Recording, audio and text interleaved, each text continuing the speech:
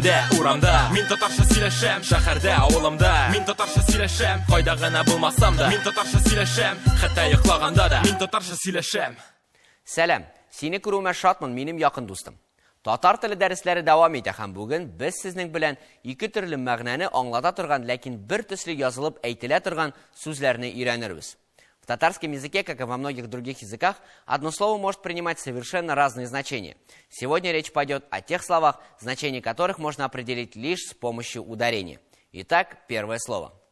Ярма, groats, крупа. Ярма, groats, крупа. Ярма, do not break, не разбивай. Ярма, do not break, не разбивай. Следующее слово означает одновременно фрукт и запретное действие. Alma, apple, яблоко. Alma, apple, яблоко. Alma, do not take, не бери.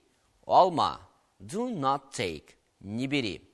Вот только если вы хотите сказать alma, в смысле яблоко, ударение должно падать на второй слог. Alma. А если вы имеете в виду alma, не бери, ударение падает на первый слог. Alma. Теперь я познакомлю вас со словом, которое означает цвет, а также определенные движения нашего зрительного органа. Кора. Кора. Black. Черный. Кора. Black. Черный. Кора. Look. Смотри. Кора. Look. Смотри. Здесь все так же, как и в предыдущем случае. Кора. Черный. Ударение падает на второй слог. Кора.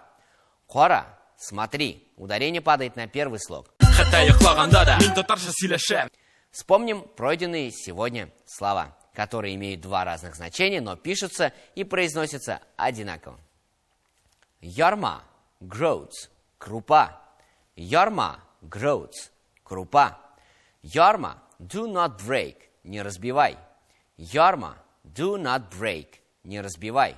Alma, apple, яблоко. Alma, apple, яблоко. Alma, do not take, не бери.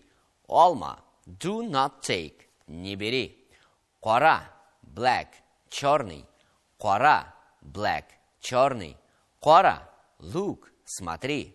Кора, look, смотри.